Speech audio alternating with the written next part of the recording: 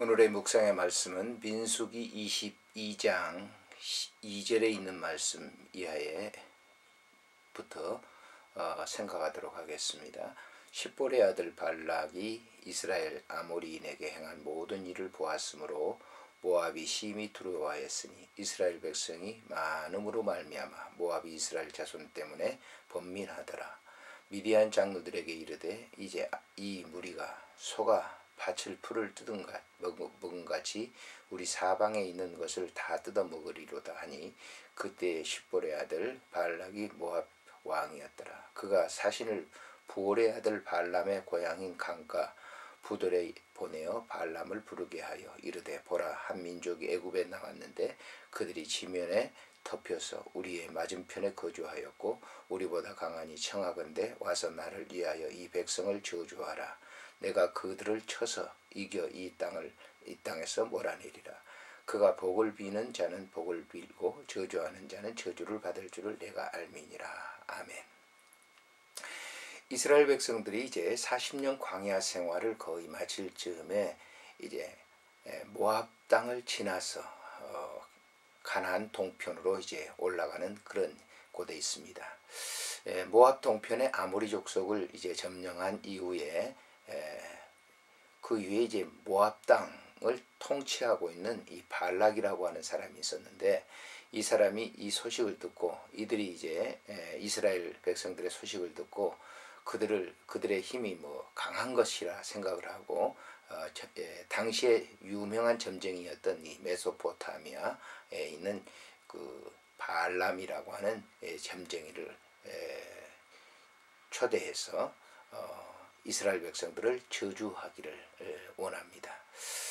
그래서 그 발람에게 자기의 장로들과 또 사람들을 보내어서 복채를 주어 데리고 오려고 하는데 발람이 듣지 않죠. 왜냐하면 그가 하나님이라고 하는 분이 어떤 분인 것을 그는 알고 있었기 때문에 그렇습니다. 그래서 거부를 합니다. 근데 두 번째도 도복채를 많이 가져와서 이제 유혹을 합니다. 근데 이 거짓 선지자였기 때문에 갈등을 느끼게 되겠죠. 그때 하나님께서 가라고 말씀을 하시죠. 대신에 이스라엘 백성들을 절대 저주해서는 안 된다라고 하는 말씀을 주십니다. 그 이후에 있는 말씀에 보면 이제 당나귀가 그 가는 길을 갖다가 천사가 나타남으로 말미암아 그 가는 길에 자기의 주인 발람의 몸에 이제 상처를 나게 합니다. 그렇지만 이제 결국 발람은 발락에게 가서 이스라엘 백성들을 이제 보이는 그 이스라엘 백성들을 저주하게 하는데 저주하지 않죠. 제가 처음에 이제 예수를 믿고 얼마 안 돼서 성경을 이렇게 보는데 발람이 거짓 선지자라고 하는데 도대체 이 본문을 이렇게 보게 되면 발람이 이스라엘 백성들을 저주하지도 않고 오히려 그들을 축복을 하는데 왜 그럴까라고 생각을 했습니다. 그런데 이 본문을 상세하게 살펴보게 되면 발람은 공식적인 하나님의 선지자가 아니라 메소포타미아에 있는 점쟁이라고 하는 것이죠. 그래서 그는 이제 신약 성경에서 분명히 거짓 선지자, 불의의 싹을 사랑하는 선지자라고 얘기를 합니다. 오늘날도 우리가 발람과 같은 그런 사람들이 많죠. 하나님의 말씀을 전한다라고 하면서 자기의 사욕을 위해서, 즉 좀 나쁜 표현입니다만은 복채를 위해서 하나님을 이용하는 그런 사람들이 있습니다. 바로 이런 사람들이 거짓 선지자들입니다. 또 특별히 뭐 이단들, 사이비들 그런 사람들이 바로 그것이죠.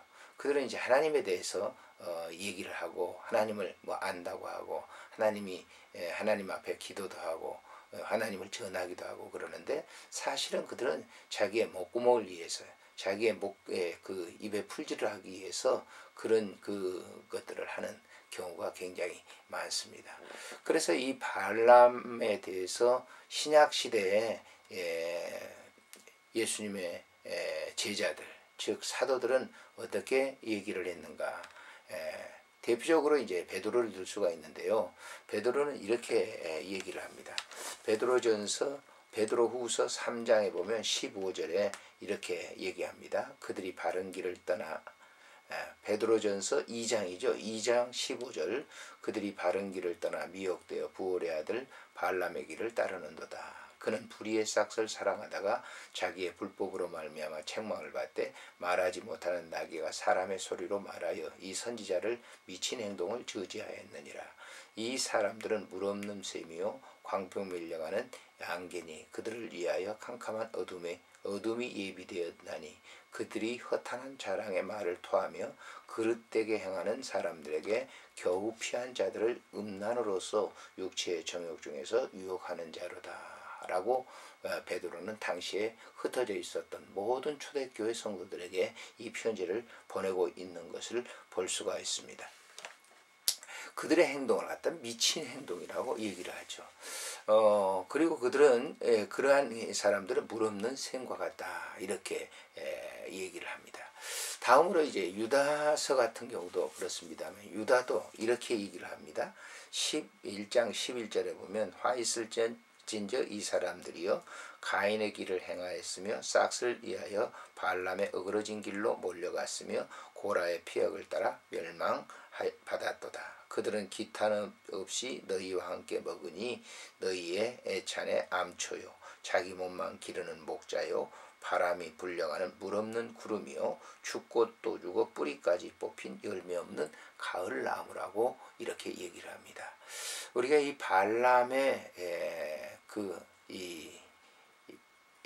예언을 보면서 오늘날 우리들이 하나님의 거짓 선지자들이 하나님의 말씀을 예언하고 하나님의 백성들을 기도하고 하나님의 백성들을 축복하는 그런 것을 위장을 해서 하는 경우도 굉장히 많다. 문제는 무엇을 위해서 그렇게 하는가라고 하는 것이죠.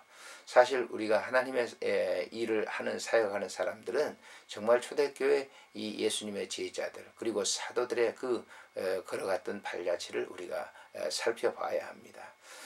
저 같은 경우도 이제 사도 바울과 같은 그런 사도의 길을 이렇게 살펴봅니다만은 바로 그 사도 바울이 자기의 모든 것을 버리고 주를 위해서 결국 주를 위해서 순교를 하는데 그는 교회를 개척하고 세우는 그런 일에 있어서 사택도 없었고 아무것도 없었습니다.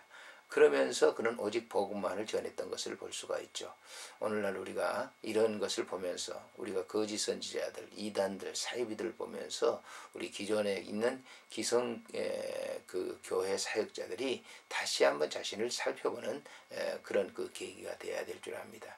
우리도 자칫 잘못하면 내 이 먹고 사는 이 문제를 위해서 사역을 한다고 하면 자칫 그릇된 그런 일을 할 수가 있다라고 하는 것을 우리가 주지하면서 우리가 바로 사역의 길에 서야 한다라고 하는 것을 이 아침에 알게 됩니다.